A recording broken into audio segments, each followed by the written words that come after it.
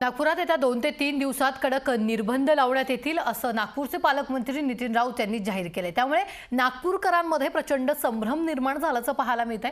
तर व्यापारी वर्गामध्येही असंतोषाची लाट पसरली आहे। व्यापाऱ्यांनी कडक निर्बंधाच्या विरोधात रस्त्यावर उतरण्याचा इशारा दिला। या संदर्भात विदर्भ चेंबर ऑफ कॉमर्सचे अध्यक्ष अश्विन मेहाडिया यांच्याशी बातचीत केली। आमच्या प्रतिनिधी कल्पना नळसकर यांनी पालकमंत्र्यांनी बैठक घेऊन घोषणा केली होती की 2 ते 3 दिवसांमध्ये सगळ्यांशी चर्चा करून जे नागपूरमध्ये नियम आहेत ते अधिक कडक करण्यात येतील।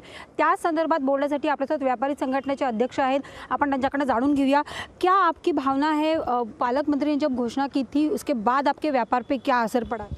मैडम, व्यापार पे असर जो पड़ा है, हमारे इमीडिएट उसी दिन से ऑर्डर्स कैंसिल होना चालू हो गए, हमारे पेमेंट्स रुक गए।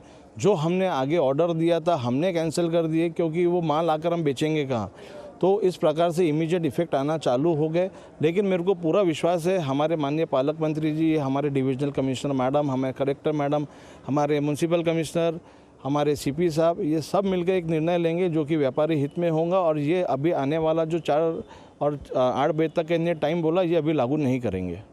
तो अगर सरकार लागू करती है तो आप उसके विरोध में उतरोगे? अगर सरकार लागू करती है तो हम हमारे पूरे स्टेक होल्डर से फिर से मीटिंग लेकर उसका पुरजोर तरीके से विरोध करेंगे।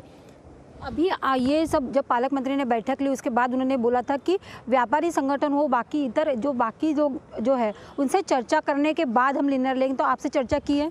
आज कलेक्टर मैडम ने, मेरे को ऐसा लगता है उनके बिहाफ में ही चर्चा करी है। और पालक मंत्री जी कल बॉम्बे से आएंगे तब हम उनसे मिलेंगे।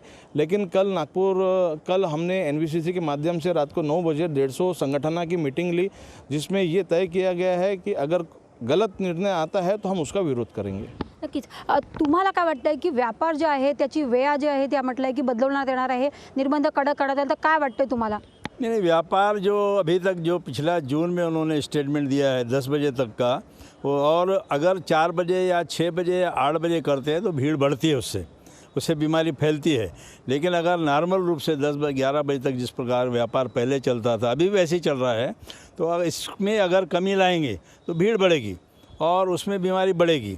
तो मुझे लगता है कि कोई अभी आवश्यकता नहीं है। आपण जर पाहिलं तर व्यापाऱ्यांचं म्हणणं आहे की जर सरकारने चर्चा करून जर निर्णय घेतला आणि जे निर्बंध आहे ते अधिक कडक करण्यात आले आणि व्यापाऱ्यांच्या विरोधामध्ये जर निर्णय घेतला तर व्यापारी रस्त्यावर उतरतील असाही इशारा त्यांनी दिला आहे।